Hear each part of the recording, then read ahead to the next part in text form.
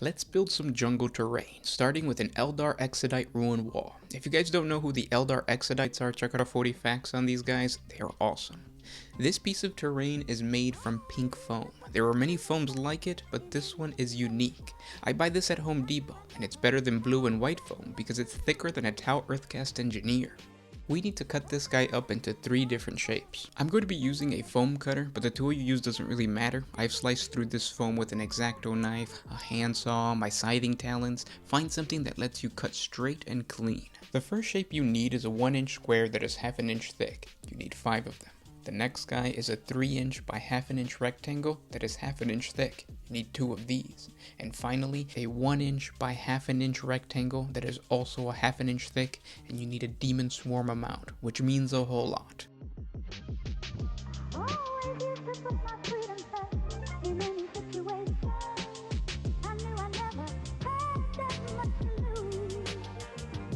But wait, there's a problem with the bricks we just cut. They're too clean. We need to roughen them up and make them look like this.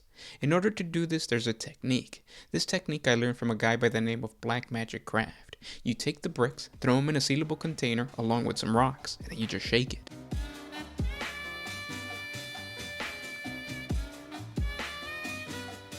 This bruises the foam, making the bricks look worn and ancient. Well, not really, but it looks cool.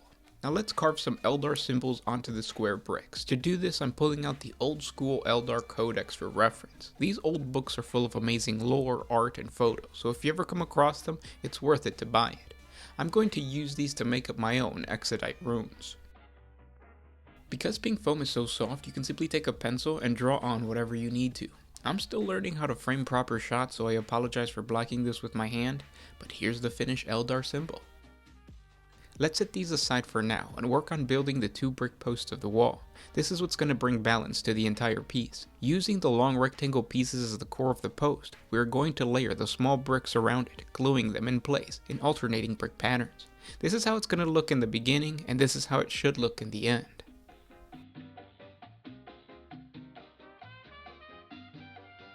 We're going to do this again with the other pieces, and eventually we end up with 2 brick posts. Now it's time to connect them with a wall of bricks. I decided to secure the bottom of the wall to the post with a toothpick because I felt glue wasn't strong enough to hold everything together, especially on a terrain piece that was going to be this long and wasn't going to have a base. This would change later on.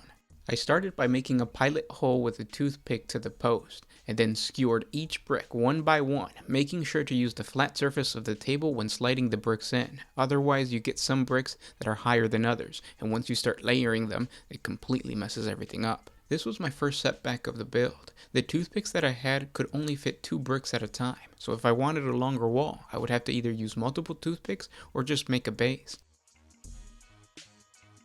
I decided to go with multiple toothpicks. I would also later change my mind and actually get a base, so if you're building this and you're going to use a base, there's no need to use the toothpicks.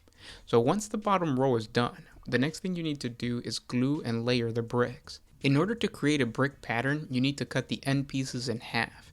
If there's gaps between the bricks, don't worry. This is supposed to be an ancient ruined building, so the fact that there are gaps makes it look more realistic. And as you guys can see, I added the large square bricks, making sure that the stones followed the same brick pattern. Before I finished the top layer, I noticed that the wall was kind of wobbly. In order to fix this problem, I used toothpicks on the corner bricks to prevent the wall from swinging down when the terrain piece was being carried. And this is the end result.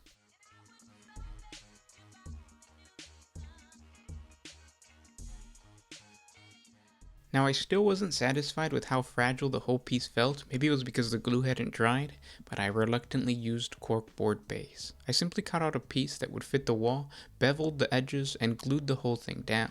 It's important to note that you need to leave some room on the sides for the fallen wall sections, which is what we're going to work on now.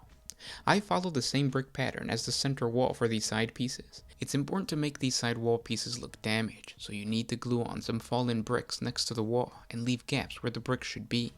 For the top of the brick post, simply add on one of the square bricks in the center to hide the core of the post and to make the wall look a little bit better. This is where I ran into another problem. The Cork Base was actually bending harder than a harlequin on acid, and the only way to balance out acid is cocaine.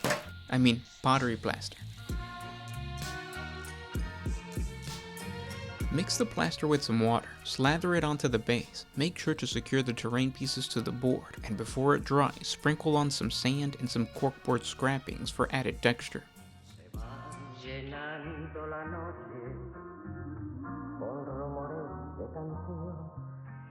Once everything is dry, you want to prime the whole thing with a mixture of Mod Podge and black. This is another trick I learned from Black Magic Craft. It not only acts as a base color, but it also seals everything together.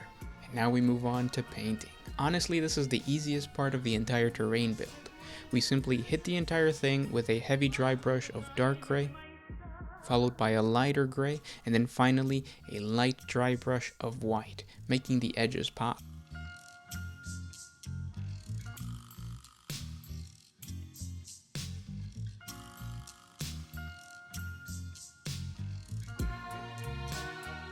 And as for the ground, you paint the entire thing brown, and then you go over it with a light dry brush of a lighter brown.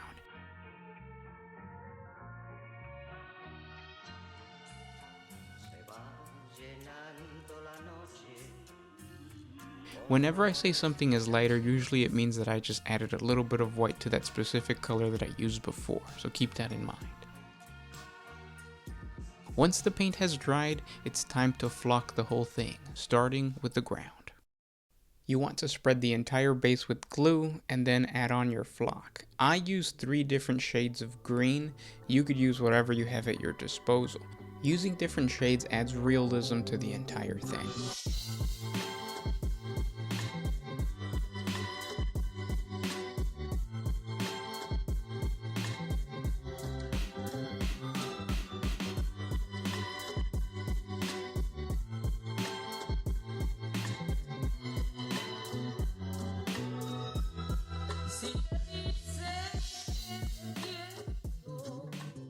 The next thing you want to do is you want to take an old brush, dip it in some glue, and then go over the areas where grass or like moss would grow on the walls, usually wherever the bricks come out.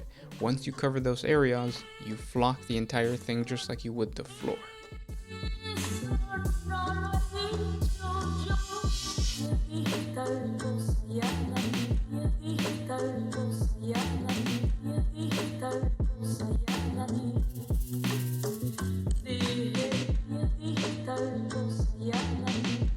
For the cracks on the walls or the areas where the bricks left gaps, I glued on some moss to make it appear as if the plants were growing out of the abandoned bricks.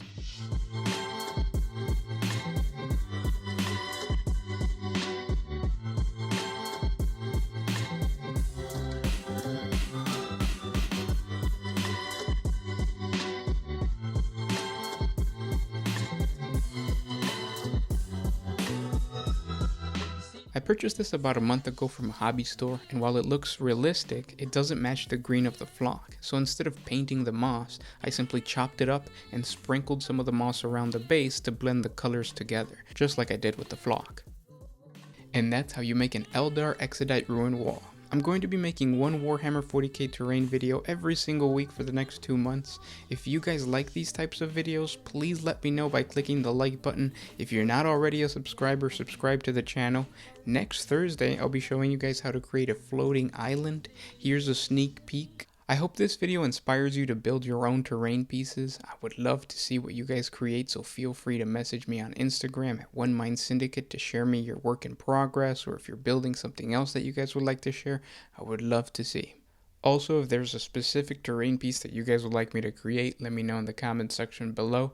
I want to stick to Warhammer 40K terrain, and I really want to focus on large-scale terrain pieces for this video series. So comment down in the comment section below and let me know what suggestions you guys have. And also thank our patrons on Patreon. It is because of our patrons that we can create these videos that aren't our regular Greater Walls or 40K videos. So thank you guys. If you guys want to support us, the link is down in the description. It's just $1 a month, but with that $1 we create videos like this.